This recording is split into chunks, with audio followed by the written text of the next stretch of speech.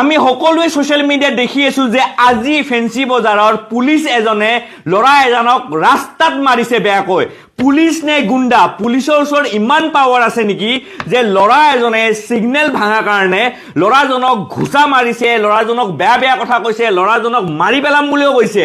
কোনখন আইনৰ কিতাপত লিখা আছে মই হুদিব বিচাৰো হে পুলিচজনক যে কোনখন আইনৰ কিতাপত লিখা আছে যে পুলিচে মানুহক ইমান বেয়াকৈ মাৰিব পাৰে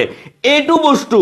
যাতে নেক্সট টাইম নহয় আমাৰ ডিজিপি সাৰে একশন লব লাগে আৰু হেজন পুলিচ অফিচাৰ অকল সাসপেন্ড নহয় তেওঁক চাকৰি প্ৰায় টাৰ্মিনেট কৰিব লাগে